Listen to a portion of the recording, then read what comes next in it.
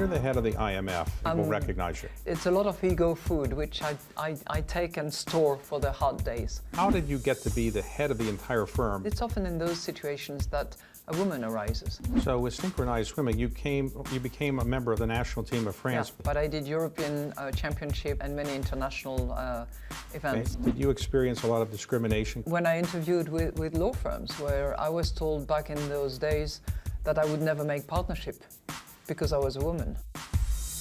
Would you fix your tie, please? Well, people wouldn't recognize me if my tie was fixed, but okay. Just leave it this way. All right.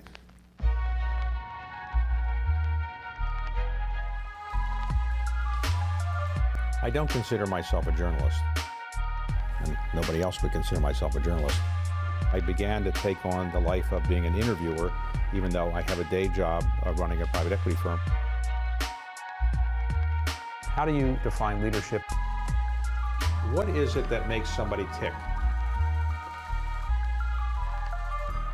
Many people don't know what the IMF actually is. The International Monetary Fund was set up 75 years ago by 44 men who decided that... No women? There was no woman in those days. So 44 men in 1944, on the eve of the end of the Second World War, with a view to avoiding major economic crisis, major instability in the world, which in their view led to the war. So that's the intention. Where do you get your money? From all the membership. Every member, 189 members, every member contributes to the financing of this common pot. It seemed to be an informal understanding that the World Bank would be headed by an American and the IMF by a European, and that has been the case ever since then. So, am I correct? You know, I want to believe that it's going to be headed by somebody who has the competence to do the job. But it's a fair European. Observation that it has been a European at the fund and it has been an American at the bank. I think that's how they cut those arrangements in the early days, at a time when the world looked a lot different. Well, the world looks different today. For example, Asia is much more significant. So do the people from China or Japan say, what about us? The emerging market economies are very interested in the institution, and China is certainly extremely interested as well. China has a representative on my management team. There is a managing director, that's how I'm called, MD. There is a first deputy managing director who's an American, and I have 3 deputy managing directors. One is Chinese, one is Brazilian, and one is Japanese. So there is a lot of diversity on the management team. Let's go back to how you actually came to this position. So you grew up in France, Yep. I assume. Yes. And what did your parents do? Were they educators or were they in government? They were both professors.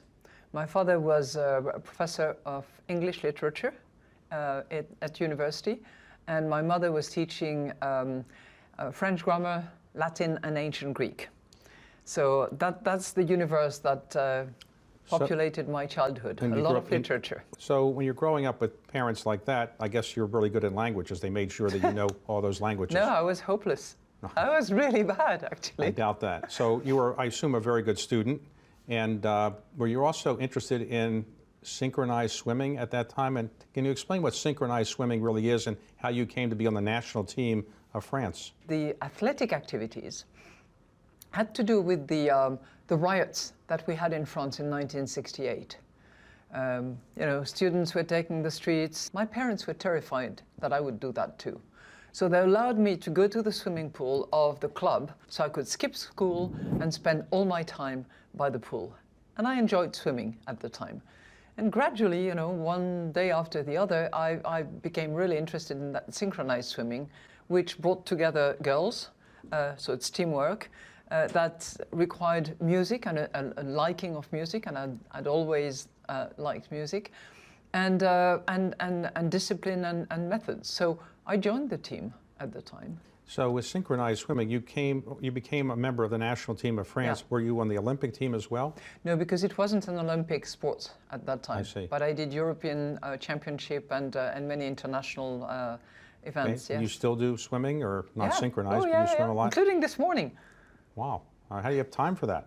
I get up at 5 o'clock. Oh, that probably helps.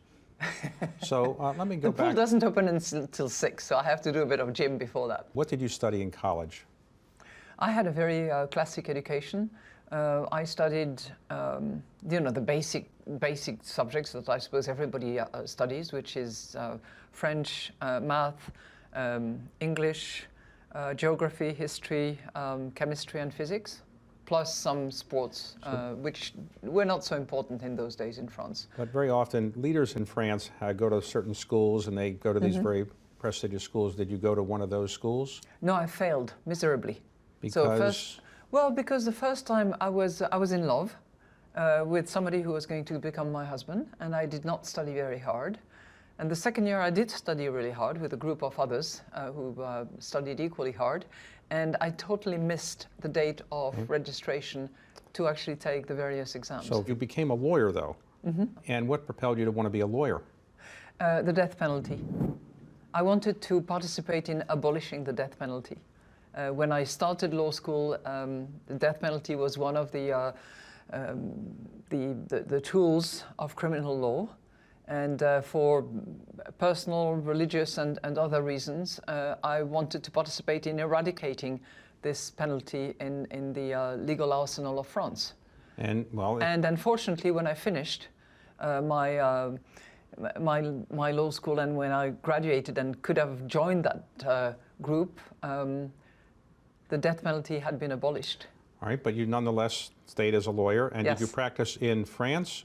Yes, I practiced in France for a few years, and I was doing, like so many young lawyers in those days, you had to do tax, you had to do corporate, you had to do antitrust, you had to do labor. Now, luckily, the French president to be elected was Mitterrand, a socialist. And that government came out with lots of very hard labor law rules to benefit the unions and the workers and all of that. Now, at Baker McKenzie, most of our clients were international corporates or American companies that had invested in France, and I was really busy. So were there many women lawyers in France in those days? No.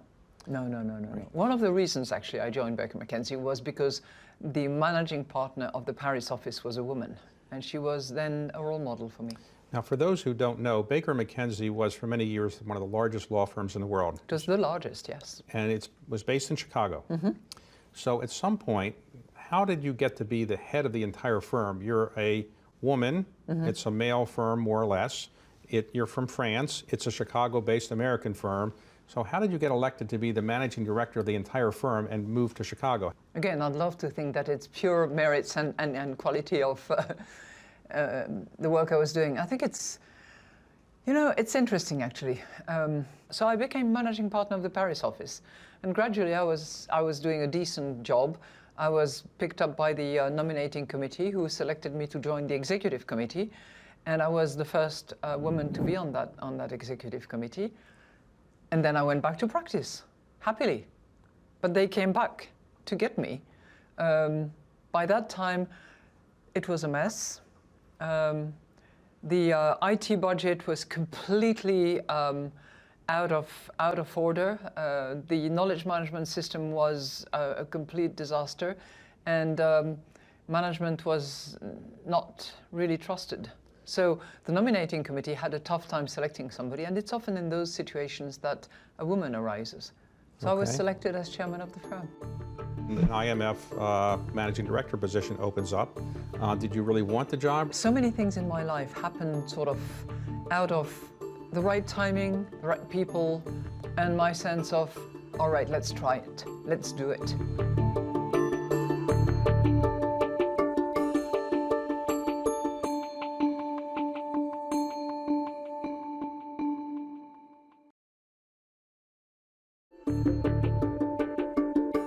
Okay, so you're the head of Baker McKenzie.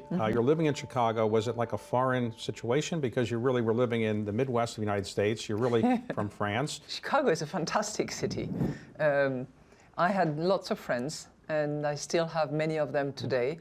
And I truly enjoyed my 6 years in Chicago. Right. All right, so you were doing that, and all of a sudden, Nicolas Sarkozy gets elected president of France. Did you know him? It was 2 years before that. It was Chirac was still the president, and Villepin, the prime minister, was in charge, and he's the one who called me. He called you to be Minister of Trade? Yeah. Okay, so called you to be Minister of Trade, and you went back and you served as Minister of Trade for a couple of years? Yeah. And how did you like that job? I loved it. I really loved it. It was a massive change in my life, geographically, socially, financially as well. I assume the income was not the same as you had as a lawyer. It was like divided by 10. Right. That's what it was. But I loved it because I think it was a job that I most enjoyed in government, actually, because I was selling France around the world. Okay. And I think President Chirac, he knew that I was this strange animal coming out of private sector and private life and corporate life. But I think he had a lot of respect for me, and I had huge respect for him.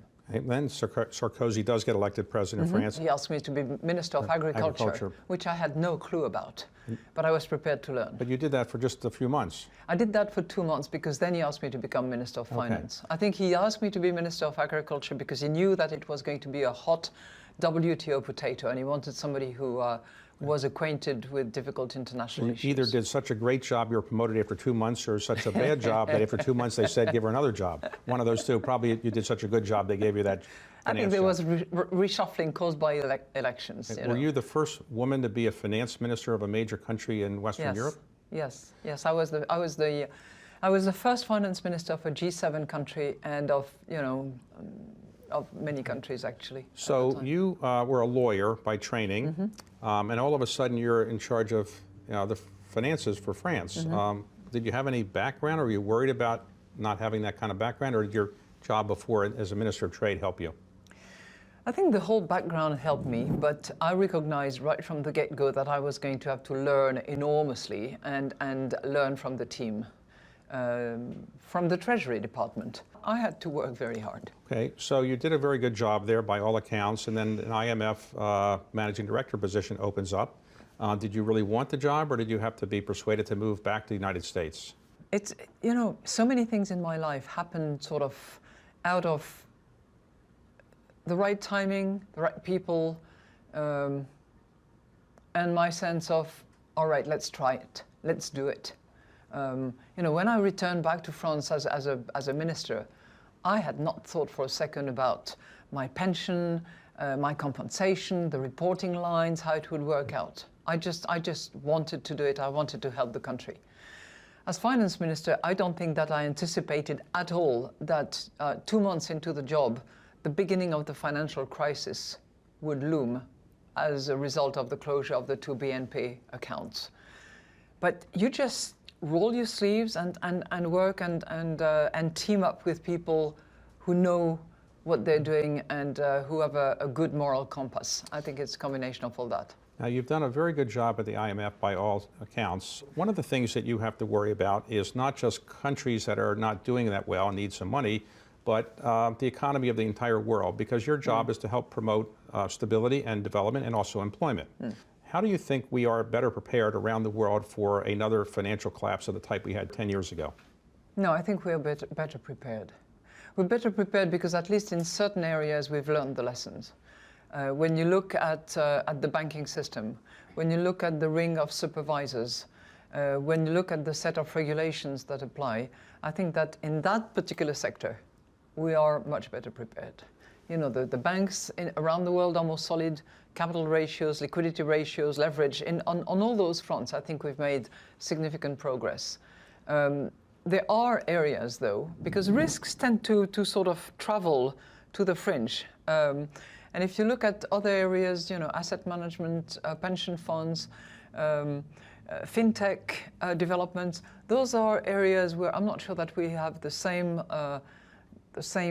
added security that we've developed in relation to the banking sector. Now, there are other numbers that are much more worrying.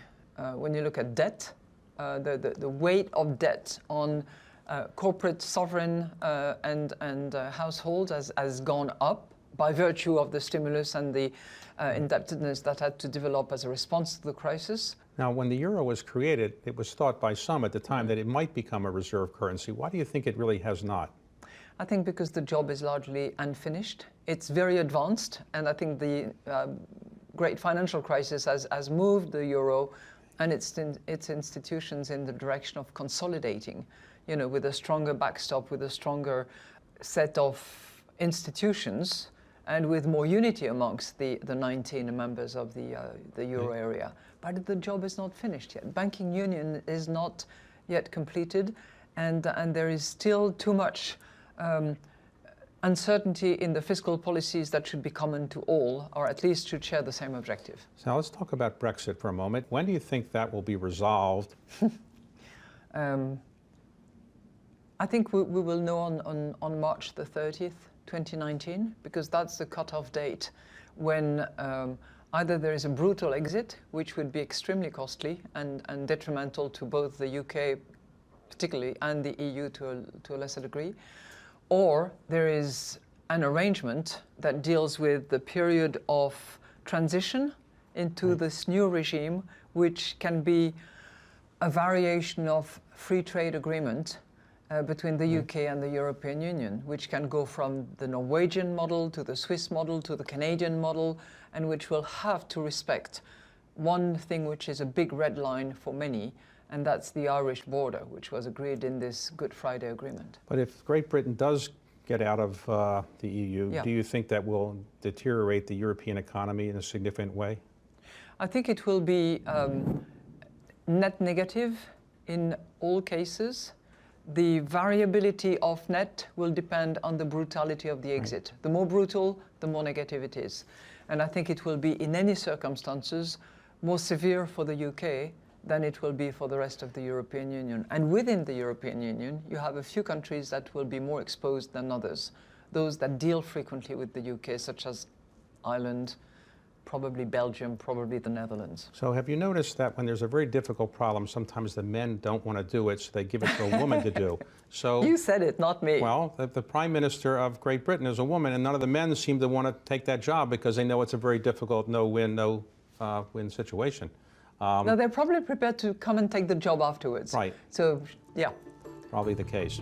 Now, when you're the head of the IMF, do people come up for selfies? They bother you? People recognize you? They recognize me, they ask for selfies, and it's very nice. And it's a lot of ego food, which I take and store for the hard days.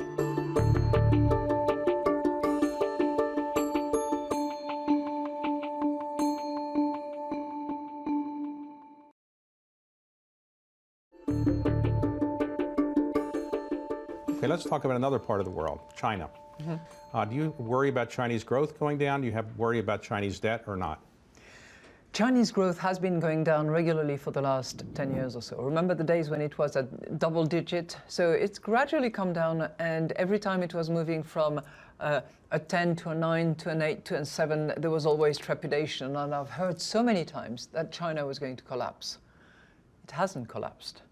It has certainly helped a great deal the global world economy at the time of the financial crisis, because it was certainly one of the first, if not the first country, to come out with a huge package of stimulus in order to kickstart the economy. So, yes, it is heavily indebted. Yes, they're trying to rein that in. Right. But at the same time, it's a country that has a huge population, which has massive transition issues to deal with, and where the necessary reduction of growth that we're seeing by virtue of the size of this economy now has to be monitored, has to be under control in order to tame any risk of conflict. That's how I see it. And what about the tariffs? President Trump has been talking about imposing tariffs and has imposed tariffs against China and some other parts of the world. Do you think that's a plus for the global economy, or you think it's not? I think that tariffs are not a good idea in general if they impact trade to the point that trade no longer plays the key role as an engine for growth. What do we see in the last 30 years? We see trade growing faster than growth. So it's been a driving engine for growth. We see lots of people taken out of poverty. We see the cost of living in advanced economies, including in the United States, lower by virtue of cheaper refrigerator, cheaper television sets, cheaper telephones, and so on and so forth, because they are made in countries where costs are much lower. So there has been huge benefits, not only benefits, but there have been huge benefits, and I don't think we can dispense of those benefits going forward. So my take on that is fix it, don't break it. Because trade needs fixing. There's no question about it, and I think that President Trump has put the finger right where it hurts. There are issues about the trade rules and organizations that need to be addressed and dealt with. Let me ask you this. You have spoken about the fact that women should be in corporate boards more than they have been, corporate boardrooms and CEOs and perhaps. Do you think you've made a lot of progress? And why do you think women should be more represented in these positions? I think there's a very clear economic case now that more women on the board, more women on the executive committees and management teams actually generate better returns, better results, and better profits. So even if you have a very, very cold heart, no moral imperatives and no sympathy for women and for the principle of inclusion, even if you were that person, you have to consider including women and bringing them to the table and to all the tables. Have we made progress? Some, yes. And when I look at numbers, it tells me that we have made progress altogether. Do we still have a long way to go? Yes, as well. Now, did you experience a lot of discrimination because you were a woman as you were rising up in your career, and do you feel you're still experiencing it today? I did experience discrimination, yeah, from the first day when I interviewed with law firms, where I was told back in those days that I would never make partnership because I was a woman, or when I was regarded by Japanese clients, for instance, in those days, as a woman who can serve coffee, when I was actually a practicing attorney, drafting contracts and negotiating for them. And there are still instances when, you know, I walk in a room full of men, and I can just tell that there is this little smile about their face, which is either, here she goes again, she's going to talk about women, or wonder what she has to say. It's less so the case, for sure, but when you're in a minority, that's what you experiment. What is the greatest pleasure of being the head of the IMF? Working with the teams. And what's the worst part of it? Having to sit through meetings which endlessly repeat the same things and end up nowhere. Okay, well, at least you didn't say interviews that ask the same questions. You were nice enough not to say that. I'm sure you've been asked these questions before. But before we wrap up, you said you're going to finish your term here. Mm-hmm. When you do finish, you'll still be relatively young by most standards. So have you thought what you might do when you finish your term at the IMF? No, I'll come and talk to you, David. Okay. You'll give me some good advice. Now, when you're the head of the IMF and you go to have, let's say, lunch or breakfast in a restaurant in Washington or other famous cities, do people come up for selfies? They bother you, or you can kind of go where you want to go without being bothered? No. People recognize you. They recognize me. They ask for selfies. They are most of the time they are very, very nice and flattering and complimenting and it's very nice, and it's a lot of ego food which I take and store for the hard days. Any regrets about your career? No regrets, like Piaf would say. Okay. Well, thank you very much for taking the time with us, and thank you for the great job you're doing at the IMF. Thank you, David.